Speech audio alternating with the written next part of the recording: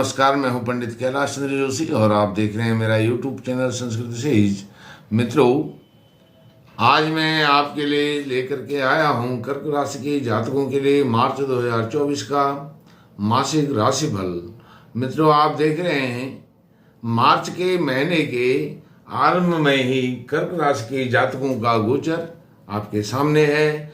मित्रों, यह जो गोचर है यह अद्भुत है, अनोखा है और इस गोचर से कई तथ्य परिणाम सामने आते हैं। मित्रों, आप देख रहे हैं सप्तम भाव से लेकर के दशम भाव तक इन चार भावों में सभी 7 ग्रह विराजमान हैं। केवल केतु को छोड़ दें तो मंगल दशम भाव में सप्तम भाव में विराजमान है, दशम राशि अर्थात मकर राशि के उच्च के होकर के, और वह नीच दृष्टि से आपकी राशि को देख रहे हैं। कर्क राशि उनकी नीच राशि होती है, तो यह 15 मार्च तक उच्च के रहेंगे और आपके व्यक्तित्व को और आपके स्वास्थ्य को भी मंगल यहाँ से प्रभावित करेंगे। और साथ में शुक्र भी विराजमान है। शुक्र यह आपके एकादश भाव लाभ भाव और चतुर्थ भाव सुख भाव सुखेश भी है। सुखेश का सप्तम भाव में होना बहुत महत्वपूर्ण है, बहुत अच्छा है, और वहीं लाभेश होकर के वह अच्छा परिणाम देंगे। लेकिन शुक्र 7 मार्च को राशि परिवर्तन करके वह कुंभ राशि में चले जाएंगे। मित्रों, यह जो स्वास्थ्य को प्रभावित करेंगे मंगल और आपके व्यक्तित्व को प्रभावित करेंगे, यह 15 मार्च तक। अब जो सबसे महत्वपूर्ण जो भाव है वह है अष्टम भाव। अष्टम भाव अभी पाप कर्तृ योग में आता है। पाप कर्तृ योग जैसे कि आपने थंबनेल में देखा, अष्टम भाव पाप कर्तृ योग 4 ग्रहों का हो रहा है राशि परिवर्तन। इस मार्च के महीने में 4 ग्रहों का, महत्वपूर्ण ग्रहों का राशि परिवर्तन हो रहा है, और बनाकर रखें सावधानी और संयम। यह अष्टम भाव जो है इसमें अभी आप देख रहे हैं 3 ग्रह हैं, सूर्य, शनि और बुध, और सप्तम भाव में मंगल है, 9वें भाव में राहु है। राहु और मंगल से घिरा हुआ आपका अष्टम भाव है। अष्टम भाव जो होता है आपके मृत्यु तुल्य कष्टों को देने वाला होता है, यह अर्थात आयु का भाव है। अब शनि 2 राशियों के स्वामी हैं और अभी शनि 21 मार्च तक अस्त भी रहेंगे। इस लिहाज से यह आपके लिए बहुत अच्छा है कि शनि अस्त हैं। अब शनि जो है आपके सप्तम भाव के स्वामी भी हैं कर्क राशि के जातकों के लिए, तो शनि मारक भी होते हैं, मार्केश भी हैं, और अस्त होकर के वह मार्कत्व उनका समाप्त हो जाता है। और वहीं द्वितीय भाव के स्वामी सूर्य नारायण भगवान शनि और सूर्य पिता पुत्र दोनों वहां पर विराजमान हैं, और द्वितीय भी जो होते हैं वो भी मार्केश होते हैं। द्वितीय सूर्य नारायण भगवान वैसे उनको मार्कत्व तो इतना प्राप्त नहीं है, लेकिन द्वितीय यदि अष्टम भाव में हो तो वह भी नुकसानदायक होता है। कोई भी ग्रह वैसे अष्टम में हो वह भी हानिकारक होता है, लेकिन सूर्य नारायण भगवान ही हैं जो आपके द्वितीय होकर के सप्तमेश को वहां पर अस्त कर रहे हैं। इसलिए जो पाप करते योग के कारण आपको इतना अधिक नुकसान होना चाहिए मार्च के महीने में, वह नहीं होगा। दूसरा, शुक्र 7 मार्च को राशि परिवर्तन करके कुंभ में जाएंगे, और वैसे ही कुंभ से बुध महाराज 7 मार्च को राशि परिवर्तन करके मीन में जाएंगे। सूर्य नारायण भगवान 14 मार्च को कुंभ से मीन में जाएंगे, और मंगल 15 मार्च को मकर से कुंभ में जाएंगे। इन 4 राशियों का राशि परिवर्तन हो रहा है। जैसे ही मंगल हटेंगे 15 मार्च को, तो आपके व्यक्तित्व में, आपके कार्यशैली में, आपके स्वास्थ्य में अचानक लाभ आपको मिलेगा, स्वास्थ्य लाभ मिलेगा। आपका व्यक्तित्व धीरे धीरे निखार की तरफ बढ़ेगा और आपको प्रगति स्वास्थ्य में देखने में आएगी।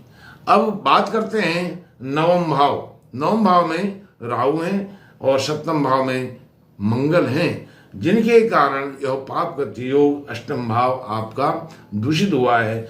अब जो अष्टम भाव है उसमें द्वादशेश बुध भी वहाँ विराजमान है। द्वादश व्यय भाव का स्वामी व्यय होते हैं और व्यय हैं बुध। अर्थात कई जो विद्वान लोग हैं उनका मानना यह होता है कि अष्टम भाव का क्षमा कीजिए द्वादश भाव के स्वामी जहाँ भी रहते हैं वह नुकसान करते हैं, लेकिन द्वादशेश यदि अष्टम में है तो वह उस भाव का व्यय करेंगी। किस भाव का? अष्टम भाव का। अष्टम भाव है मृत्यु तुल्य कष्टों का भाव है।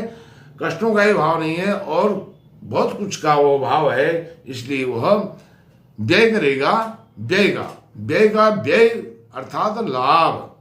बुध लाभ ही लाभ देंगे आपको यहाँ पर, क्योंकि वह यहाँ पर बुधादित्य योग की स्थिति में है। हालांकि वह भी निष्क्रिय अवस्था में है, अस्त की अवस्था में है, लेकिन उनका सानिध्य तो है। इसलिए क्योंकि यह आपके ससुराल पक्ष से भी चिंता बढ़ाने वाला है।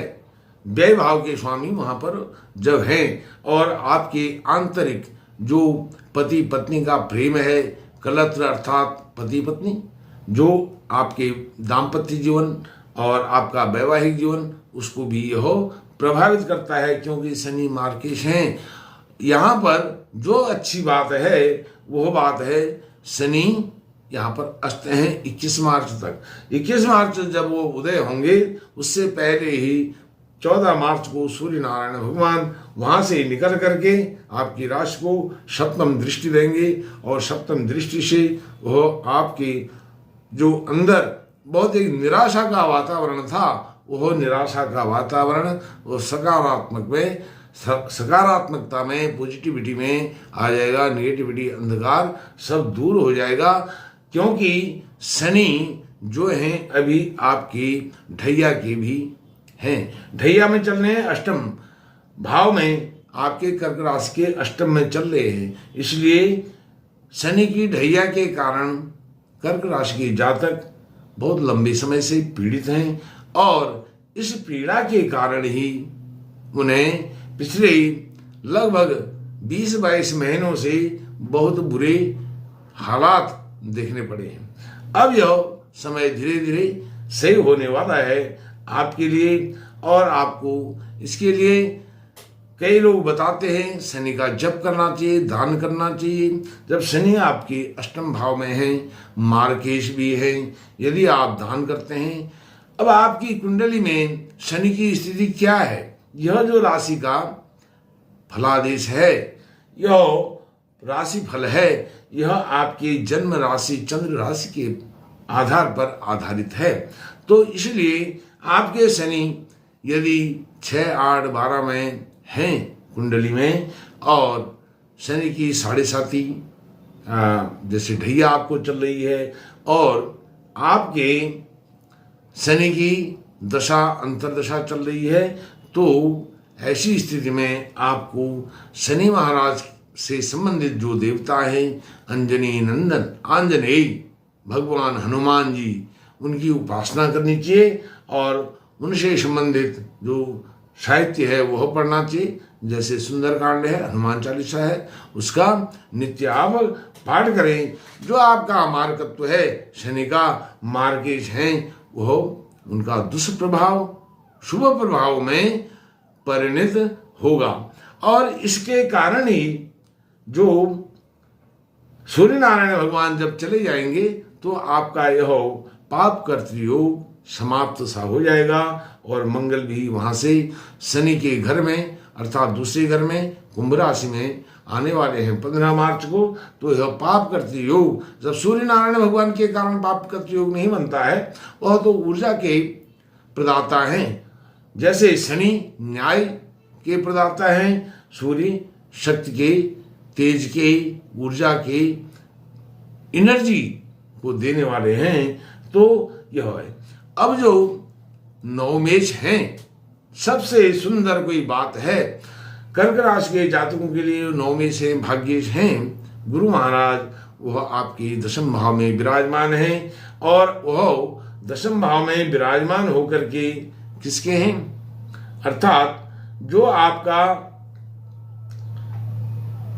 षष्ठेश भी वो है, षष्ठेश का भी दोष उनको लगता है, लेकिन षष्ठेश का दोष उनको लगे उससे अधिक वह भाग्येश हैं और अपने ही मित्र राशि मंगल की राशि में वहां पर विराजमान है। यह आपके लिए सबसे कोई सुखद अनुभव पिछले 12-14 महीनों से रहा है।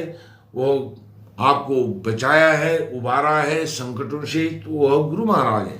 तो इस प्रकार से आप इसमें सावधानी रखें। इन अर्थात 15 मार्च के बाद आप देखेंगे आपके जीवन में आमूलचूल परिवर्तन आने लग जाएंगे। हालांकि 21 मार्च को शनि यहाँ पर उदय भी हो जाएंगे, लेकिन जब सूर्य नारायण भगवान आगे निकल जाएंगे, मंगल भी क्रमशः राशि परिवर्तन करेंगे, शुक्र बुध भी राशि परिवर्तन कर रहे हैं, तो यह स्थिति आपके लिए बहुत अनुकूल होने वाली है। मित्रों, जैसे मैंने आपको उपाय के विषय में बताया, उपाय के लिए बताया आप सुंदरकांड का पाठ करें, हनुमान चालीसा का पाठ करें। हनुमान चालीसा, सुंदरकांड का पाठ कई विद्वान लोग कहते हैं कि प्रातः काल में नहीं करना चाहिए। प्रातः काल पूजा के लिए हनुमान जी की पूजा हो, किसी की भी पूजा हो, कोई भी देवी देवता हो, उनकी पूजा प्रातः काल में ही प्रशस्त बताई गई है। किसी भी प्रकार की पूजा का सायंकाल में कोई विधान नहीं है। इसलिए जो भी पूजा करनी है वह पूजा आप उसको प्रातः काल में शनि महाराज के प्रकोप से बचने के लिए हनुमान जी का, जैसे मैंने आपको बताया, हनुमान जी उसके देवता हैं। किसके? शनि महाराज के। तो मित्रों, यह आज का विश्लेषण है कर्क राशि के जातकों का मार्च 2024। अष्टम भाव पाप करते योग, 4 ग्रहों का राशि परिवर्तन, बनाकर रखें सावधानी और संयम। मित्रों, आपका कल्याण हो। इन्हीं शब्दों के साथ अपनी वाणी को विराम देता हूं। नमस्कार, धन्यवाद।